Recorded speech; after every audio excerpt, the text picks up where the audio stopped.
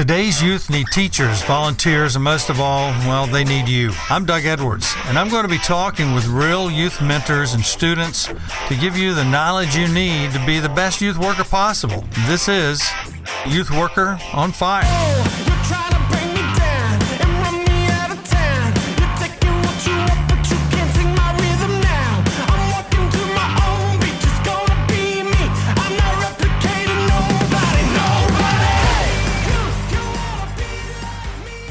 Today is our interview with Noam, a young lady with a ministry of tourism who interviewed me and another friend of mine at Shiloh, which is where the first tabernacle was permanent for a lot of years until, with the Holy of Holies, the Ark of the Covenant, until David became king and he moved it to Jerusalem, which King David made the capital.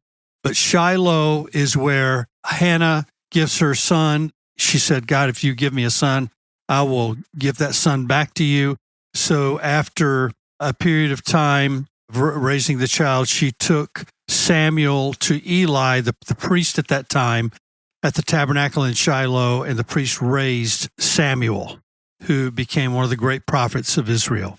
So Noam is here. She's from near the area, and she's going to give clarity. It's a very short interview.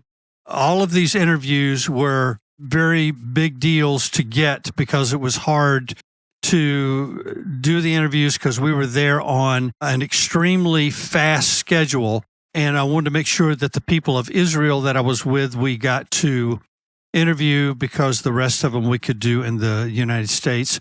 So here's Noam, Ministry of Tourism, who is also a part of the military and the Nationals, and she'll explain that. Thanks again for listening. This is our second of 5 interviews. Have a great day here on Youth Worker on Fire. I'm Noam Barak. I'm from Tel Aviv. Actually, it's my first time here. They say people from Tel Aviv, they don't go out of the city. We have everything there, so it's nice to see new places also. When you turn 18 after school, we go to the army. Boys go for 3 years and girls do it for 2 years. So when I was 18, I went for the army also. I was a photographer in the army. Yeah. It's a good experience. It makes you mature. Yeah. And also it helps you for your careers. Like I was a photographer and now this is what I do in my life. So, it's very cool. I'm Israeli, of course. And, now I live in Jaffa. It's part of Tel Aviv. It's like a mixed city. It's also like Arabs and also Jewish people, and we live together and it's fine. Yeah.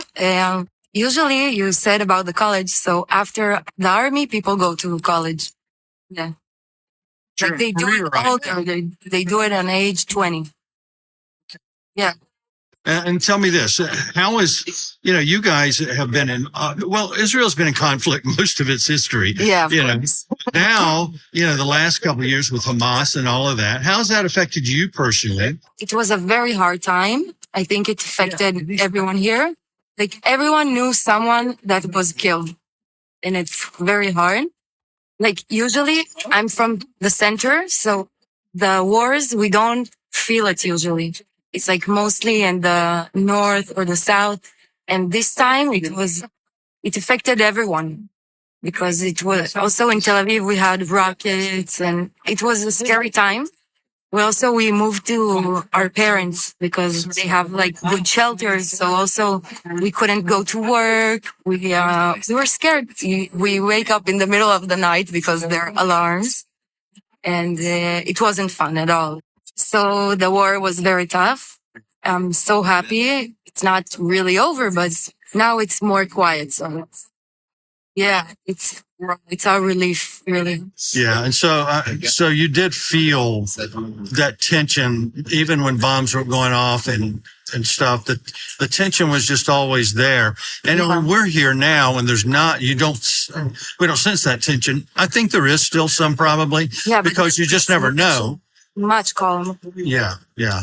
And what caused that calmness? What caused all of that to subside for now? The hostages came back. Yeah. So that's a really big relief. Yeah. I know like people, my friends that went to Nova and never came back. Oh. And they just went for a party. That's crazy. They went for a party and just didn't come back home. Yeah. So that was very hard.